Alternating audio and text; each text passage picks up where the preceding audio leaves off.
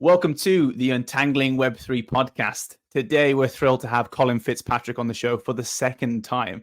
Colin is the Chief Business Development Officer at Griffin AI, a platform for integrating AI agents into Web3 applications. Colin is also a serial entrepreneur and leading voice in all things Web3 and AI. Today, we will be discussing AI agents. What are they? How do they affect us? And what will they look like in the future? Colin, it's a pleasure to welcome you back to the show. It's great to be back on, guys. Thanks so much for having me. Yeah, it's been a long time. We got you in as one of our first guests, I think, almost a year ago now. And as like all things in like this space, things move so quickly, right? Like so much has happened since we last recorded the episode. And I see you constantly. We're kind of often having dialogues on LinkedIn about what's happening in AI, what's happening in the Web3 space. And we just knew we had to get you back on because you got so much to say and you were such a popular episode that we knew we had to make this episode happen. So here we go. Oh, I'm great to be back on. I've listened to a bunch of your other ones. I really enjoy your stuff, and also the stuff you post on LinkedIn. And thanks for your engagement in my posts. Yeah, I really enjoy it. I got certainly a lot to say. I'm just very passionate about the space and happy to be on with you again. No, thanks for coming on, Colin. I mean, since we last spoke, an awful lot has happened in the AI space, right? And I definitely haven't kept quite up to date with it as much as I probably should have, partly because, it's just so rapid, it's hard to. But I imagine you probably have done a better job of it. So I think you're going to do a great service to us today of kind of refreshing our brains of what's happened since you were last on the show. And I think I want to start then with this topic of AI agents, right? This is something that I would kind of call you my AI agent guy online now. This is, the thing you talk about a lot. But I think it's worth us explaining exactly what that means. So what does the term mean for anyone who doesn't know? Yeah, sure. So, I mean, for most people don't know is what I would say. So, this is a very primitive technology. It's very early right now. We're only just starting to see the first glimmers of agents coming out. But the reason I talk about it so much on LinkedIn is because I truly believe that AI agents are going to be the next revolutionary wave in technology. Full stop. I have seen a few glimmers of, some of them coming out, but just the way it is so rapidly accelerating and some of the projects that I see developing at such an incredible rate, I think next year is going to be when it really, really shines. So what an AI agent is it is a autonomous piece of software that can operate independently to complete what I call goal-oriented tasks. So you give it a specific goal, it will make a list of specific tasks that has to be completed. It will go off, it'll complete those one by one. It can work with other agents. It can potentially utilize other tools and applications. It will problem solve if it runs into an issue. It will reason, it'll use logic. And ultimately, it'll just do work for us that previously we would have had to do ourselves automatically. So, you probably may have seen Google's last big announcement, their I/O event. They showed some agents that they're going to be utilizing. One of them was in Gmail, and their simple example was, I'm getting some quotes to get my roof fixed. And I've talked to about 10 different people, and they've all sent me quotes, but I don't know what it is. And you could just ask their agent to combine all of those quotes into a spreadsheet. And it does it automatically. It runs through your Gmail. It finds anyone who's talked about, a roof getting fixed. And it goes, right, this is ABC roofers and this is XYZ roofers. And this quote was 10 grand. And this was 12 grand. And something that would have taken you maybe an hour or something like that. And it's going to do it automatically. Now, that's obviously a very, very simple example. And there are many more. I mean, they're building it into Google Maps. So I can go, I want to find a gym within 2 kilometers of my house that has a swimming pool and a sauna and does Pilates classes, and that is less than $50 a month, and it will figure that out for you. So, agents are going to transform this entire software ecosystem really to take away the pain of what we had to do before, a lot of repetitive menial tasks, but also take away the learning curve, because think about how many software applications that you've had to learn how to use. And it takes time and it's tricky and you got to figure it out. AI agents are going to come in and kind of replace all of that completely for us. We know what we want done. We want it done. The agents go and do it and they complete it for us. And you can kind of think about it as just like having a personal assistant, a virtual assistant who's an expert in all this sort of stuff. You tell them, they go off, they do it, they come back, and it's done. And I see this permeating into all different areas of software, that we can talk in natural language, instruct what we need to get completed, and the agents do the work. Yeah, one of the things I saw from that the Google kind of live demonstration was the failure, right? They were trying to, I think the guy was like That was submitting his today. calendar, and yeah. And he was like, part of the demonstration was he takes a picture of his calendar, he's like, find a spot that I can meet this person, and it just failed, which is always a problem Yeah. doing live demos. But it's Yeah. exciting to know that you think that it's getting there, and within a year, within 2 years, these things will actually start to be practical and usable for everyday people. And I think that kind of explanation you've given there is it's like a personal assistant, makes it much more tangible for kind of people that aren't necessarily in the space. And is that how you would describe AI agents then? Just kind of automated personal assistants in a way? Yeah, I mean, I think they're two separate things, but they're very, very similar and the same in some respects. You know what I mean? I mean, you see my posts, I write an awful lot about the way I see things coming out. We will all have an absolute expert personal virtual assistant as an AI bot to go off and do things for us. So, I hate booking flights. I hate it. I'm going to Korea in a couple of weeks, and it took me hours and hours to find the right one. I should just tell my AI agent that I need to go to Korea. I need to be there for this date. My budget is this, which won't allow for a direct one. So, but I don't want a long layover, and I don't want to fly at night, and come back to me with the options and then just book it for me, because you have all of my details and you're set up on this website. That's absolutely the way it's going to work, So one of the other examples I like to give is, we've seen this already with the AI that we currently have. It is just democratizing certain technologies. Okay. So obviously everyone can now write, in a very sophisticated manner and things like that by using ChatGPT. Okay. Even though it's painfully obvious, it's still doable.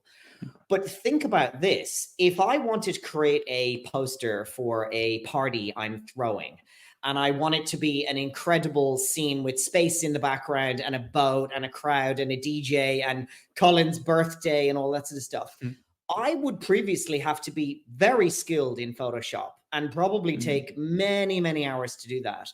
Now I can just type that exactly into ChatGPT and it gives me the image. And, that's a fairly accurate example of what I've done, because I did have a boat party for a little while ago. So if you think about that, the fact that you now don't need the skills that people would have spent years learning about Photoshop and other software applications, that is going to happen kind of across the board, not just in sort of retail, but also in enterprise. I mean, I spend half my day today updating a CRM with all of the conversations that I've had and all of the notes and booking meetings and all that sort of stuff. I just can't wait for the day, and it's not going to be that far away, maybe another year, but you'll just have an AI agent that runs on your desktop, and it'll monitor everything you do all of your time. And it will proactively make suggestions. Okay, here's an email summarizing the notes of the conversation you had. Here's the actions. I'm going to send that file across and attach that document that you mentioned. We're going to put in a follow-up meeting for next week at 4 o'clock, because that's when I've checked that is available with this guy and his team. Here's a couple of examples of some documents that we might want to send in that summarize what our business does. That really will be the way. And what kind of excites me most about AI agents is they're going to do the work that we hate, and they're going to leave us more time to do the work that we like. Yeah. I think this is kind of exactly where I see the value and the benefit. Like I've mentioned it before, Naval Ravikant's kind of vision of the future, where we have this digital kind of industrial revolution where all the busy work, the kind of the mental labor is now outsourced to these AI agents, and we can have more time for purely creative pursuits, right? We can have that great end goal of society where we're all doing things we love and are interested in. And I think that for me, the moment where we really went from, okay, Chat GPT is great, but that's doing something quite simple. It's just text based, back and forth. You can ask questions. And then I think a few months later, maybe after we recorded the last show, I saw someone had built one of these agents, the first a real, amazing kind of looking agent that I'd seen, that could build and code up an entire application, right, from Devin. scratch. Yes, this is the guy, right? And you can he just speaks into his Mac, and it picks it up, and then he just builds an application. Like, that blew my mind. And I think, the space of possibilities there are incredible. ChatGPT, people were thinking, great, this is great for chatbots, this is great for kind of the things we had before ChatGPT, but making them better. But what do you think are like the really exciting kind of use cases or areas where this will be used then in the future? Well, you've given kind of a perfect example there. The story I like to tell is that right now, I mean, ChatGPT is totally transformational and blows people's minds. But in a couple of years, we're going to absolutely laugh looking back at how primitive it was, because it's a box and you ask it a question and it gives you an answer. And about 95% of the time it's right, and 5% of the time it just gets it wrong. And I try to be really optimistic, but it does get it wrong sometimes, on reasonably simple things. But right now we've got, you ask a question, text to text out. Okay. You've also got text to video. You've seen Sora and all those guys produce incredible video out of just a text. You can go, I want to see elephants running through the snow, and it'll make you a video. And what they saw is that, we had crappy versions of that like 12 months ago, and they just like threw 100 times more compute at it. And now it's like virtually indistinguishable from real life. The same thing is happening with other stuff. So now you got music. Last week in Germany, a song got into the top 10 that was completely made by AI, like in Germany. Okay. That is going to happen. Give it another year or two. And I think everyone's just going to be using AI in some way, shape, or form for anything to do with creativity. But what agents are going to bring next is text to action. Okay. So it's not just, I have a question, I want to get an answer. It's, I have something more I want to get done, and, go and figure out how to do it. Use different applications. So that example you gave, it's called Devin, and it's written by literally one of the world's greatest programmers. He's an award-winning, competition-level-winning programmer, and he built a bot. Now, I'm not technical. You guys will know more than I do, but it will set up all the development frameworks for you and integrate the different applications and essentially just kind of build out your entire app. And you got 4 screens, and you just and it does this here, and then it shows you the end, and it's unbelievable. But that's like version 1. And someone has recently brought out a better version of it right now. And they just snowball. They just snowball. There was a report the other day, I'll probably post this in the next couple of days, to say that they did some surveys of large corporations, with like 1,000 developers, etc., to see how much code was written by AI. And it was basically minimum 40% is being written by AI, but it's up to 90%. And I think that's at the very upper echelon. It's not really, but let's call it 40 to 60% of code is basically being instructed or asked by a programmer, generated by AI, maybe reviewed, and then submitted. And obviously GitHub, their sort of AI thing, it's kind of the same sort of thing. That is going to continue. The CEO of Stability AI, Ahmad Mystique, he said that in 5 years, there will be no programmers.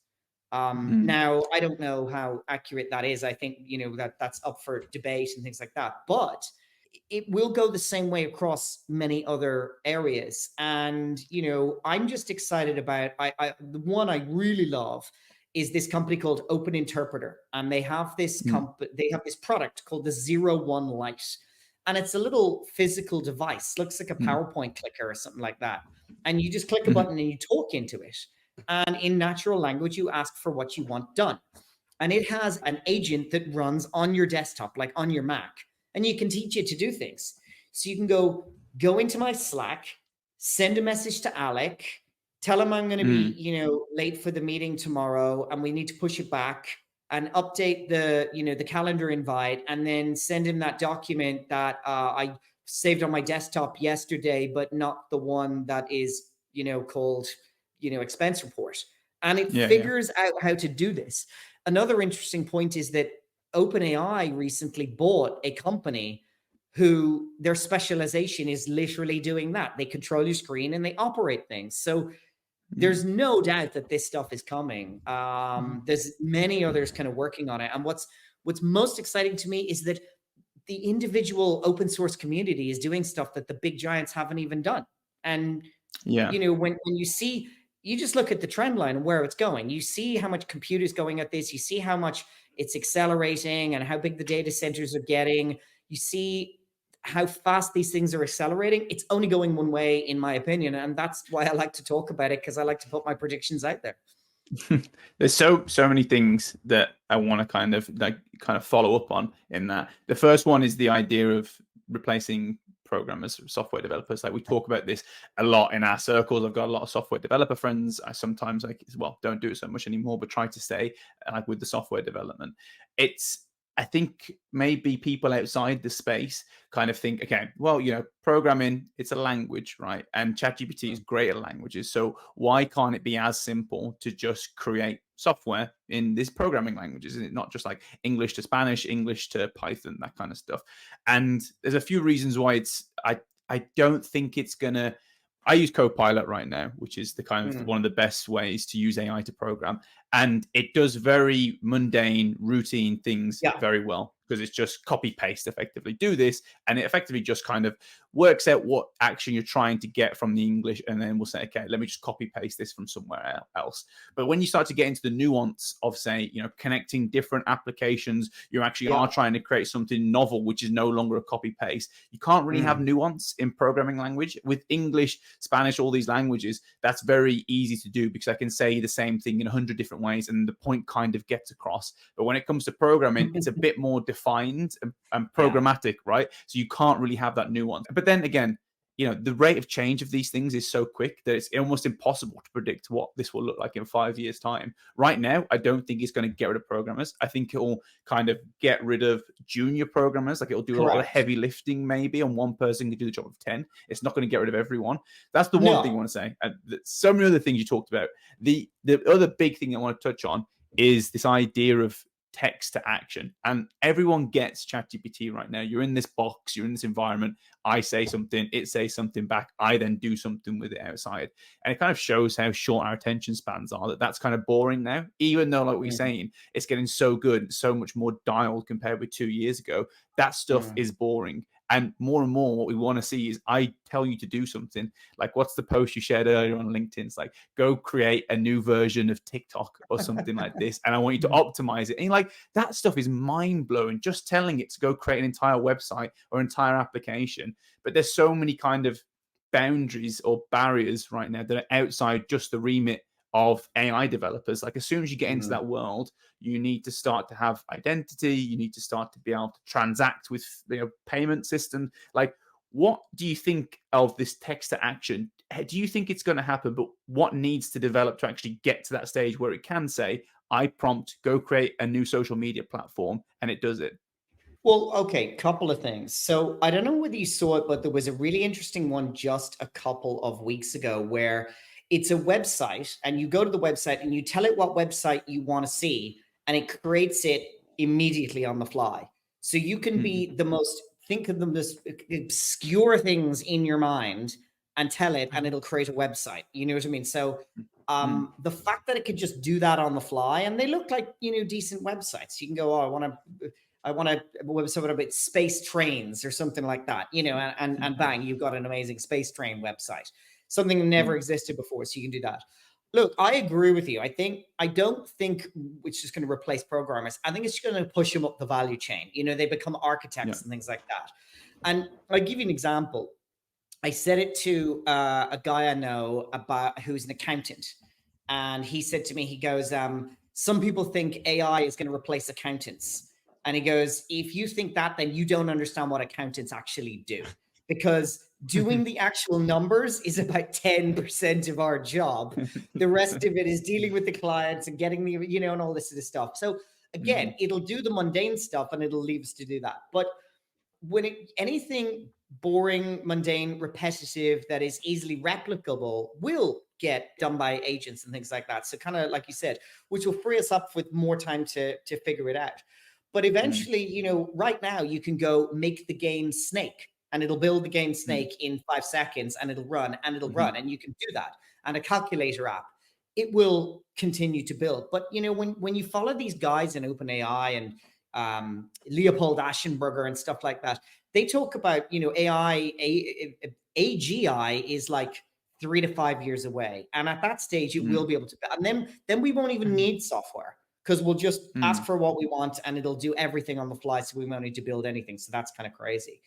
But there are other areas in which we can utilize these agents to just fix stuff that is currently not great or broken. And to tell you about what I do right now, my company, Griffin AI, we build AI agents for Web3. So we're a platform, like a network for developers to build AI agents that work on chain. So they work on chain. Any Web3 decentralized application, any wallet, any DEX, anything like that can utilize that. Any on-chain data we can use, because any of the typical current AI agents, they're controlled by, OpenAI or Microsoft or Google or whatever. They're walled gardens. They're not transparent. They're not decentralized. They're not open.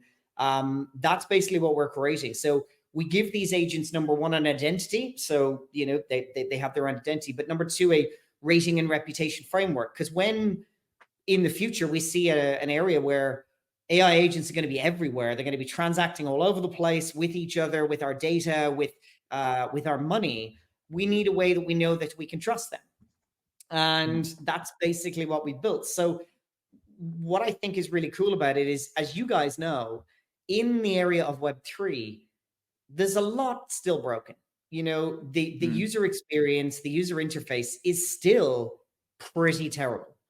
And I've been in crypto since 2016, 2017. And, DeFi is still a minefield. And it's a horrible experience for new users when you're not used to it. So what we've built is some AI agents that are just literally ChatGPT for your wallet. You go to the website, you connect your wallet, and it goes, this is your wallet. Here's your balance. You got 0.2 Bitcoin. You got 4 Ethereum. You got, $2,000 worth of Solana. And I can query my past transactions. I can ask anything about it, which makes the blockchain explorer so much easier. But then I can swap tokens. I can send tokens. It's integrated into your address book. I can do staking. I can do bridging, which can be very difficult for new users. And basically anything on chain, our agents can do that. So the way I look at it is we're building the next generation interface for crypto and DeFi, using AI agents to make the entire experience less cumbersome and more straightforward and easier, so that the ecosystem can grow and we can bring on the next, billion users or whatever it is, of people who are used to using ChatGPT but don't know DeFi. And I think that's really cool. Yeah, I think it's good to point this out, right? Because it's often even just the small and obvious things. Like, people talk a lot about blockchain and AI, or Web3 and AI, and they're talking about boiling the ocean. They're talking about solving the biggest challenges in society by combining these two things. And those may well be possible, but they feel a long way off. And it is those simple things like, how do you make this more user friendly? Because I mean, even the example of, when Base came out, right? Coinbase's new scaling solution, and I started dabbling in that and playing with it and comparing it to Polygon. And as someone who's well versed in what's going on, when you start making these transactions, when you start bridging to layer 2, when you start using decentralized swapping and stuff like that, it becomes so difficult just to track what is actually happening under the hood. Where is my transaction? Where's it going now? Is it in this layer or this layer? Which chain am I even on? So it makes perfect sense to have a kind of companion to guide you through that. I think that's a really great use case. Where else then do you see, these, if we're just talking about AI agents, what are the big opportunities in that intersection with Web3? If you've done the kind of the easy basic stuff like interface, do you think there are any other of those grander goals that you can look at tackling now? Well, some of the simple stuff is still some of the most important things to actually get right.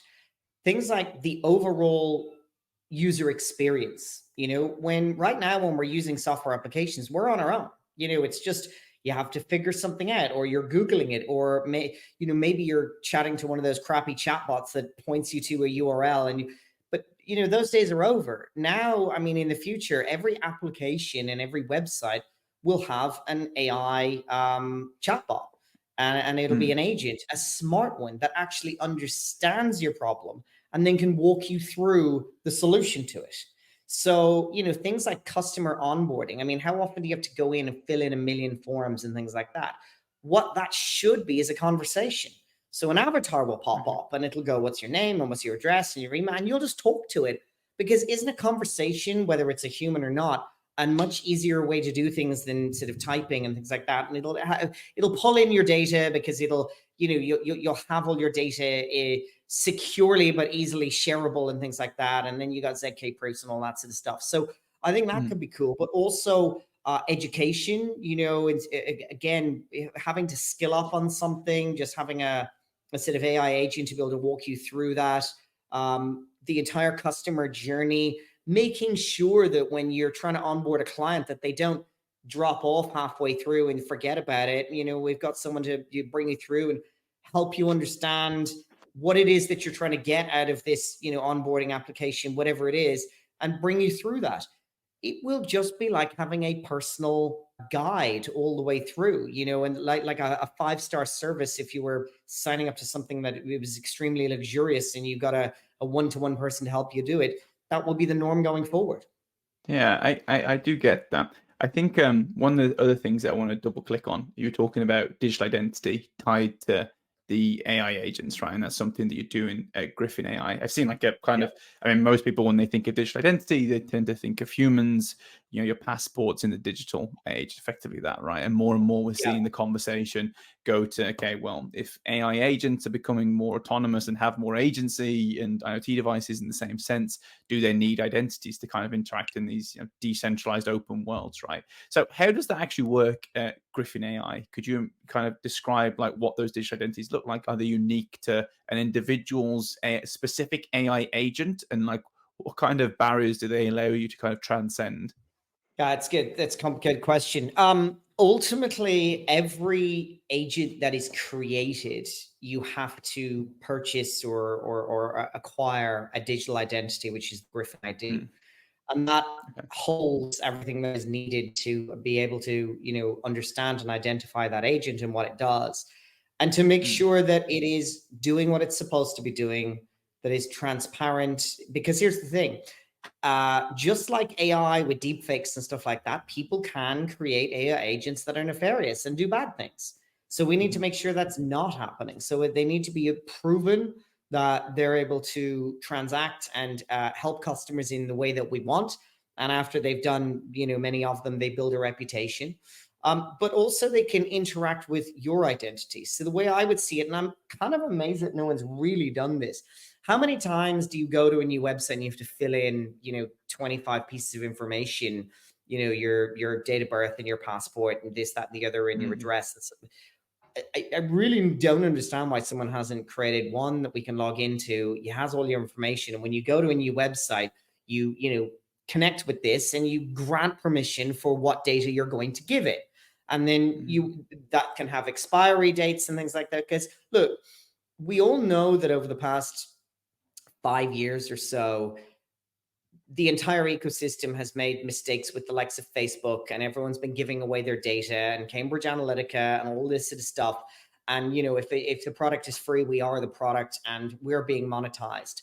Well, there's lots of people now working on solutions whereby you have full control over your identity. And if you want to share certain parts of it, you can do that. And if you want to, take that back after a period of time, you can do that. But also, if they're offering to monetize that data, well, then what do I get out of it? And can you pay me for this? You know what I mean? I don't know whether you guys saw that kind of most famous ever Dragon's Den pitch. It was a British guy who did this incredible pitch, and it was like a browser, like a Chrome or Brave or whatever, that would give you money back based on the money that is made off of the data that you're providing. And that same sort of thing is being worked on in the areas of Web3, because it's the perfect combination of using some really cool AI tech, but using, the decentralized world and Web3 to be able to do it in a trustless, permissionless, secure way that you're happy with. So that's kind of the way I see it playing out. There's a lot of sort of small players doing it, and I just, I wish one would really take over and just make it standard for everyone. Yeah, I get that. I think that there's so much that you've touched on a few different things, and there's so much overlap between Web3 and AI, so much further than just transparent data. Like a big thing that we're seeing now is that we're running out of kind of high quality data to train AI algorithms. I thought PwC did this report, and that's the biggest problem right now is we don't have enough new quality data to train all the algorithms that are coming through. And like an obvious use case in my mind there is to start to micro incentivize people for sharing their data, because right now we don't want to give people our data. So there's two things you can do. You can selectively disclose data. So I have like a data set that is kind of been verified, say it's healthcare data, and my doctor proves that my blood test, which has these 5 different fields, my name, blood type, all these different things, is a genuine data set. But when I give AI, my blood test, for example, it doesn't need to know my name. It just needs to know my blood type and maybe if it's positive or negative. So I can selectively disclose that entire data set to train that. But still, what's the benefit to me? Then you micro incentivize. So you say, I train this AI data set, I selectively disclose things that don't reveal any sensitive information to me. So that's good for me. But also I get a micro transaction, a small crypto payment, which is the only real efficient way to actually do that. And then boom, you get high quality data to train AI. So that's one thing. I think that's a really cool area. They've started to see some companies pick up on. But the thing you were talking about earlier about digital identity, which I think is a really big USP for kind of what we need going forward with AI, is I don't want to give my data to, the ChatGPTs, the open AIs of the world, right? So more and more, I imagine there's going to be this concept that you're touching on, which is the idea of self-sovereign AI agents, where it's pre-trained to an extent, so we know it's functional, and then it's deployed on your computer, on your mobile device, and you have this own private deployment of that agent, where I start to give it all that beautiful sensitive information you were talking about, your entire day to day, your entire lifestyle, and I get a custom kind of bespoke AI agent for me. But then to go out into the big bad world and start to procure things, buy things, interact with other AI agents, in the same way I need a digital identity, it also needs a digital identity to operate in an open world. So it can, we can have accountability, we can have permissions, we know who it is in this space. And I think that's one of these big barriers right now that I see hasn't been implemented in a standardized way, that I'm really excited for it to basically be realized. It's quite exciting to know that Griffin AI is kind of starting to approach that and tackle that problem. Yeah, I mean, I think that the thing that you mentioned there, which I find really interesting, is this whole we're running out of data thing. And we've already scraped the whole internet. And sure, there's lots of stuff being created on YouTube and there's all podcasts and things like that. But I think the next one is kind of going to be capturing normal conversations. You know what I mean? So one of the things you've also seen me write a lot about is these AI devices, these wearables. I'm expecting one any day now from a company called Limitless. It's the Limitless Pendant, and it's a little thing you wear around here, and it listens 24/7, and it feeds that into a database. And what that means is that you now have ChatGPT, or a version of it, which has complete context on your life. So it listens, for my 8 to 10 hours or whatever I'm sitting at my desk, you know what I mean, with all of my calls, everything I'm doing internally, externally. And then it creates this incredible database where it has full context on my entire life, and build that in with agents. And that's when things start to get really cool. Now, what's the number one problem? Security. A lot of people are going to be like, what? I don't want that thing listening to me all the time. Guess what? There's a thing listening to you all the time. It's called your phone, probably. Okay. I said this the other day. I've had a few weird instances of like talking about something obscure and I see an ad. You know what I mean? It literally happened to me the other day. I was talking to my mate about his daughter's ballet lessons, and all of a sudden I get an ad for ballet. But my thesis is that the combination of, you said, self-sovereign AI agents, it will listen all the time. It will gather all of that data into a private and secure database that is offline. Okay. We're seeing now a plethora of smaller agents, because large language models are great, but small language models that are much more specific are going to be the thing. Google just announced one that is running on a phone and stuff like that.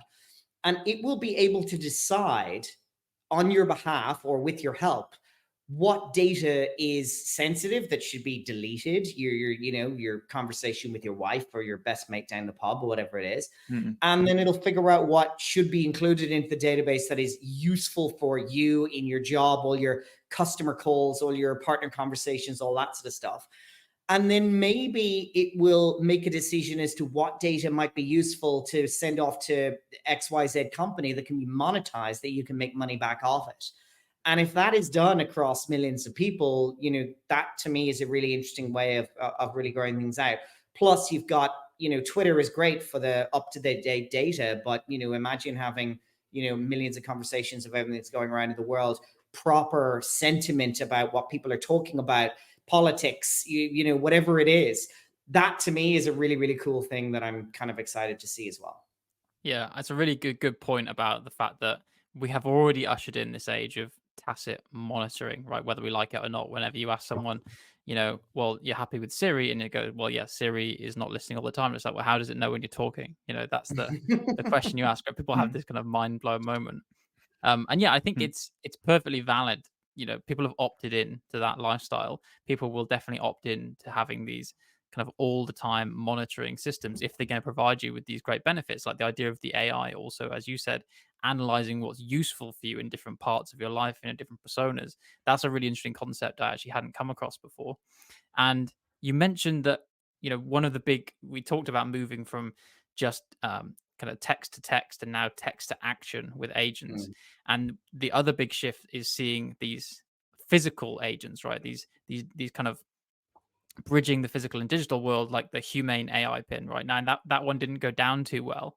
Yeah. But I wanted to get your take on that, because do you think Okay. that's more of what we have with, say, the Apple Vision Pro or the original iPhone, where it's just a bit ahead of its time? There's bugginess that needs to get worked out. Like, do you think that there's real value in that kind of physical counterpart to your life that will always sit with you? It sounds like you are if you're ordering the Limitless one. Yeah. But I'm interested to know. Well, it's funny you said the Apple Vision Pro, because I remember writing about it at the time. Okay. And what I said about the Apple Vision Pro was that it's a seminal piece of technology. Okay. That is I don't know how to put this, but it's just, it's the first one. It's gigantic. It's extremely expensive, and it's got very limited use cases. But, they released that not as a consumer product, but as a developer preview. And now we're seeing that they're going to release another one that's a half the size and a third of the price. And then that will just continue and go down and stuff like that. The humane pin, I never wrote about it at the time, because I kind of thought, yeah, number one, having a projector onto your hand is completely useless. And I just never understood why some of the smartest people with $200 million and some high up people from Apple thought that is the future. It's like some cheesy movie, plot that it's just not going to do. Look, I don't need a projector to talk to you guys. Okay. The movie Her is the best example of what the future will be like. You will have your little, thing that goes in your ear here, and it'll listen all of the time. It will know when you're talking to it and when you're not. So you can be strolling through the supermarket and you can just mumble something to yourself and it'll know. Okay. Do I need a physical device? For a really, really long time, probably since ChatGPT came out, or maybe even longer, I have longed for a device that is pretty much exactly what that 01 Lite is. Like a little power. I want something in my hand. I want it to take the necessity to take my phone out of my pocket away. I want a little device, there's a light. I want it to be this big, and I want to click, I want to talk, and I want it to know what I'm talking about and to go and do something. That's what I want. The simplest example, I utilize voice a lot, and I have it on my phone. I have a little shortcut, even from the home screen, and I just flick it up and I go, remember to buy milk on the way home, or remind me at 4 o'clock to pick up my dry cleaning, or whatever it is. So I find that very, very useful. But they're as dumb as anything, Alexa and all that sort of stuff. I have one beside me, but very soon they'll all start to become smart. It's obviously technically not a walk in the park, but it will happen. So I really do believe in devices. Now, we've seen the Ray-Bans, the glasses, okay? You know, like you're wearing. I always said that the Apple Vision Pro is a glimpse into the future, but no one wants to walk around wearing a ski mask on their face, okay? But they will get it to the stage where it will be like the glasses that you're wearing right now. And it might not be high fidelity quality movie, all that sort of stuff. I don't care about that. I want basic information. I want it to be just like the Meta glasses. You can go, hey, Meta, you know, tell me about Mount Vesuvius or whatever, and it'll tell you, hey, play this song, play this Untangling Web3 podcast. You can go, you know, send an email to someone. So, you know, that will grow and grow and grow. And eventually, Apple and lots of other people will bring out glasses that are truly smart. And, you know, whether it's the glasses or whether it's something you talk into or whether it's just on your phone, I do believe that some new AI devices will come on board and they will be standard, like a lot of people have Apple Watches. Or you could just talk into your Apple Watch. I'm sure that'll happen too. I'm very, you know, optimistic and excited about the future of these sort of AI wearables. I think they're going to be really big. I'm, you know, mark my words, in 12 months' time, you'll go to conferences and a lot of people will be wearing these pendants. Because you go to a conference, you talk to like 100 people. You're not going to remember that. But this is perfect. Good friend of mine, Mike Chatterton, he did this one day, but he just sort of used his phone, plugged in a microphone, had the lapel there, and everyone he went to talk to, he said, I'm recording this.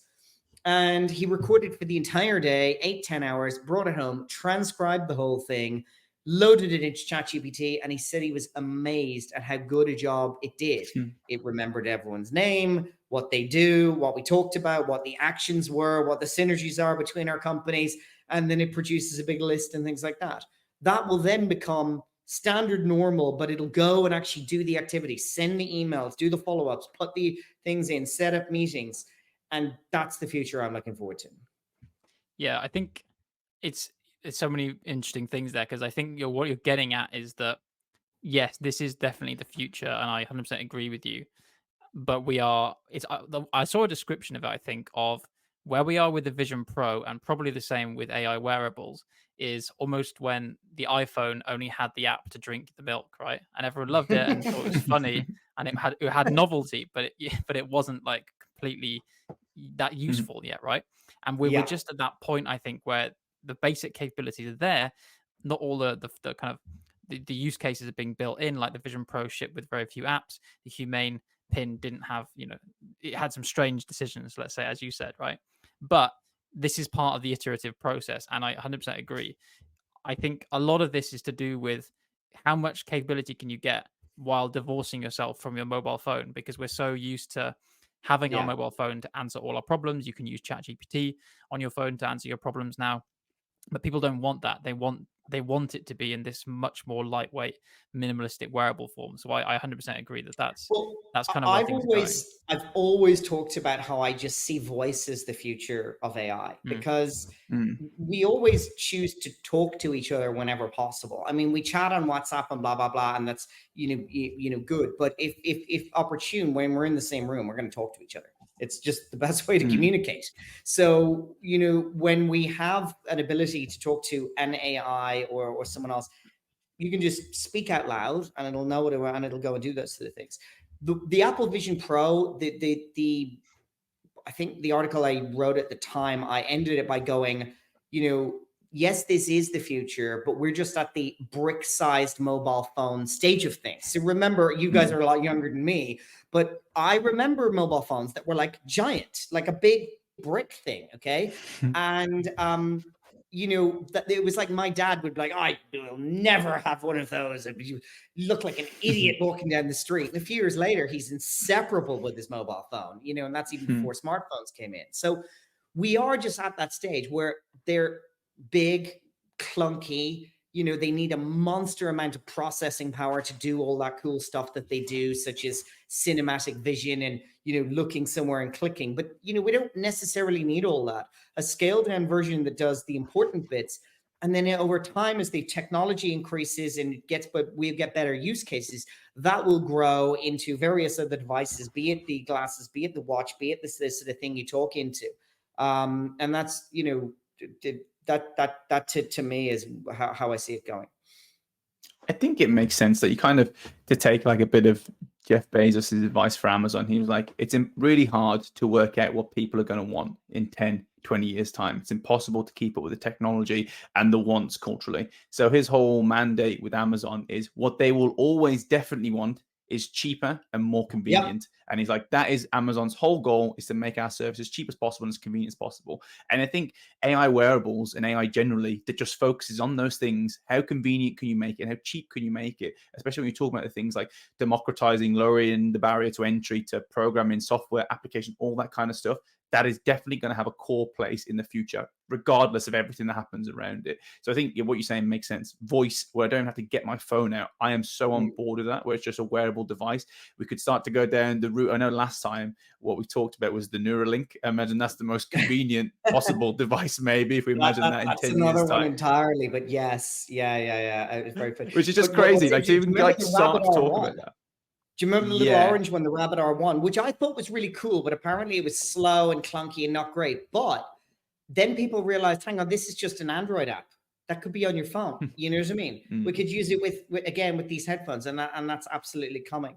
Yeah, look, I think it's fascinating because you've seen that first guy who's had the implant into his head, and he can play video games just by thinking. But you know what else? I saw something really cool the other day, and I don't know where I saw it, but apparently the guy said that it can do things almost before he's thought of it.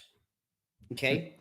So before he thinks something and before he realizes that he's actually thought of it, the cursor is moving, whatever. That's terrifying and incredible at the same time. Well, there's this thing, right, about consciousness. And I remember there was this paper that kind of proved there was no... we're going to get into the realm of philosophy and all this stuff. I see Jack's laughing already. I know you guys are doctors in philosophy, so I'll be like, won't be able to catch up on that, it means nothing. It means nothing. So it's like the whole thesis was that there's no free will because consciousness is an illusion. And it's like your perception of consciousness is a delayed response to the actual kind of neuro imbalance that's happened before. So the point there is, when these chips that are the Neuralink is not actually measuring your consciousness, your actual thought. It's measuring this kind of neural imbalance, this impulse that is the precursor to that. So him thinking, okay, these things are following, actually preempting my thoughts, is, well, it's really just kind of actually picking up on the stimulus that creates those thoughts. So it's kind of, that's probably why that happens in my mind, but it is mind blowing that this whole stuff is going to transcend like what we think of as technology, what we think of as consciousness, what free will and thought is. As soon as we have devices that kind of preempt what we're thinking, it's going to make people really, their minds are going to melt, basically. Well, the other interesting thing is, so they've just got approval for the second human trial, and then that will hockey stick in time, okay? But what's interesting is that this guy's going to be able to control a Tesla Optimus robot with his mind. So the guy's a paraplegic. He can't move anything from the neck down, but he'll have a robot and maybe a Vision Pro to see what it's doing. And his robot can go off and do things for him, and he can operate it using his mind. That's just like... It is mind-blowing. Like you say, it's kind of similar to the people that are using the Vision Pro right now. They're kind of the pioneers. It's not meant to be super practical. It's not meant for everyday users. They're the people that are leading the curve and just want to do it because that's like the cool, fun thing to do, right? And then eventually that kind of trickles down in the same way that F1 mechanics, where they're spending billions on this one car a year, that trickles down into everyday use 5-10 years down the line once they've got all those data points and they can start to mass manufacture these on scale. So we're kind of, man, we could talk about this stuff forever. And we're kind of coming to the end, Colin.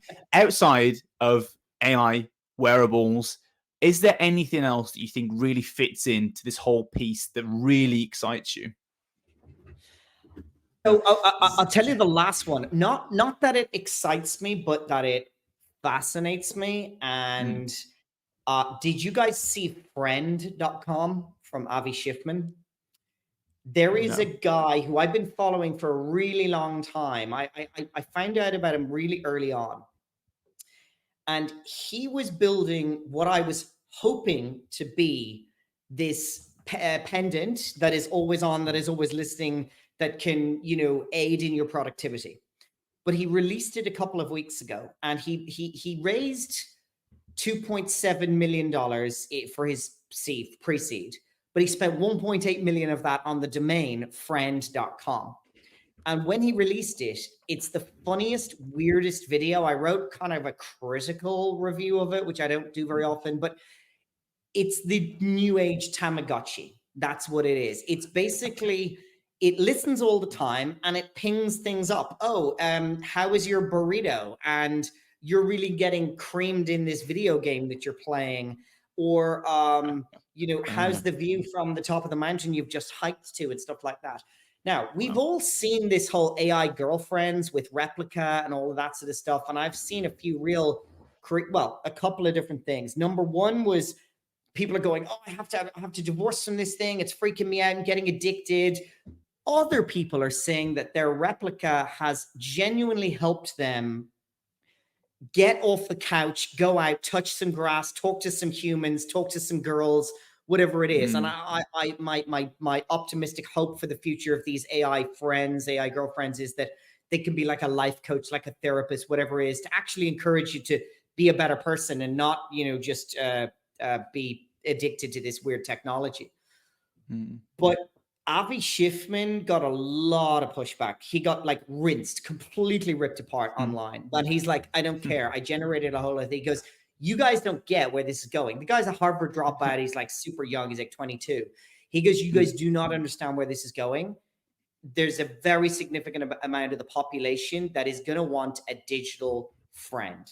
It's about communication and meaning and feedback and being appreciated. And that is what the things. Look out for that. It is shipping reasonably soon. I'm sure an awful lot of copycats, because what is it really? It's a $99 microphone with a slightly tuned LLM, and they're going to be everywhere. So that's another thing that I find completely fascinating, and I believe will be big. How it's exactly going to pan out is kind of anyone's game. Yeah, I have to agree. I think the whole concept of this like companionship element is going to be huge for both Web3 and AI. I've seen it used in both contexts. I do think they will come together and kind of to achieve what you're saying. So yeah, I think that's a nice note to end on, and I'm glad we managed to stray back away from philosophy for a moment, because we could have gone down a very deep rabbit hole. I think we should maybe in the future have another episode to go through that. And maybe one of the things I have seen since you've last been on, we might as well mention it. Did you see the video interview with Alex O'Connor, the Cosmic Skeptic? Did you see what he did with AI? No. So he basically recorded, I think, to my knowledge, the first ever podcast interview where ChatGPT was the guest, right? So when they had the speech to text model come out, okay, he just propped up the phone and had this long conversation with it. And he's basically a guy who argues on topics like free will and Christianity and things like that. And he was basically trying to, moralize with ChatGPT to get it to admit whether or not it had free will. He managed to corner it and get it to admit it was lying and stuff like that. So I think we're getting closer to that tipping point of not knowing exactly, whether they do have feelings or not. But yeah, maybe we'll save that one for a future episode. Yeah, well, I mean, I've always said that I think AI will convince us that it's sentient long before it actually is. I think as a species, and especially as large groups of people, we're very easily influenced. And I don't believe AI is anywhere near sentient, but it will appear that it is far long before it actually is. Yeah, I think that's exactly what we're seeing now, and I'd definitely recommend you or anyone listening to go and watch that episode with Alex, because that is it's wild. What do I search for? Because I'd love to see that. Cosmic Skeptic. I'll free plug for you, Alex. You can come on the show one day. But yeah, Colin, it's been great to have you back on, and Thank the you, drill. guys. Yeah, it's been a real pleasure, and I'm sure we won't leave it a year to have you on again. Anytime. I always love the chats, and let's continue on LinkedIn as well. So thanks for having me. Awesome. No, it's a pleasure. Thanks, Colin. And listen, we normally end with a couple of questions, and you answered them last time. So I'd just like to modify them a little bit, right, for you. So because you're such an AI expert, we normally ask, in one sentence, what is Web3 to you? But in your case, how would you describe AI in just one sentence? The simulation of the human mind by machines.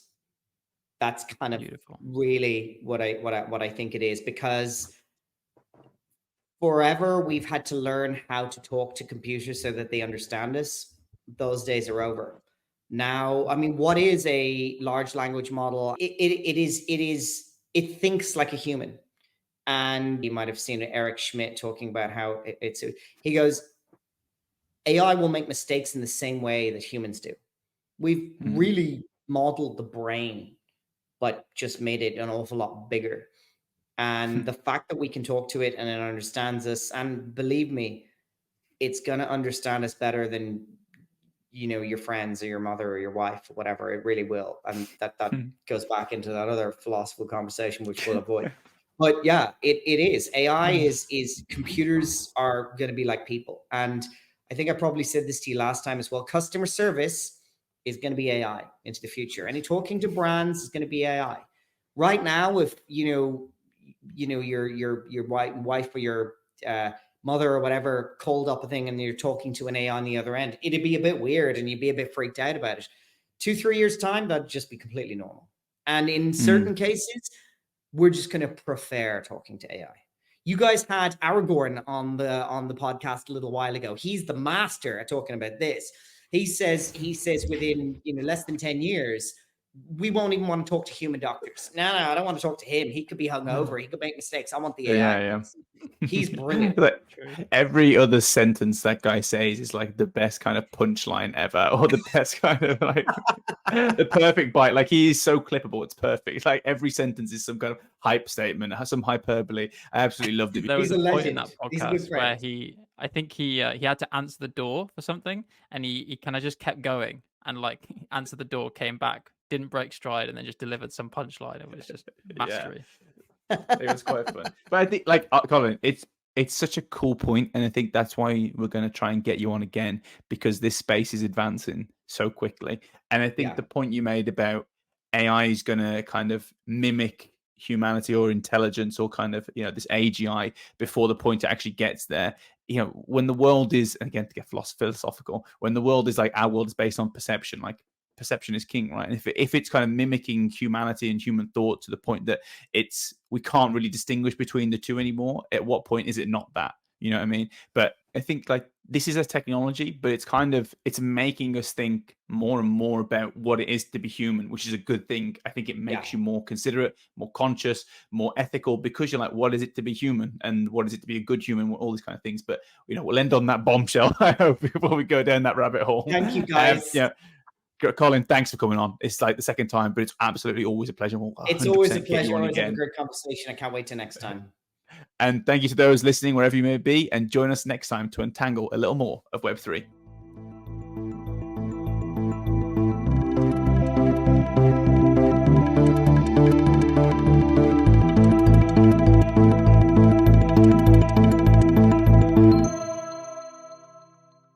Thanks for tuning in to another episode of Untangling Web3. Don't forget to send us your thoughts, questions, and comments on social media, and be sure to follow us on your favorite podcast provider to catch the next episode. See you next time to untangle a little bit more of Web3.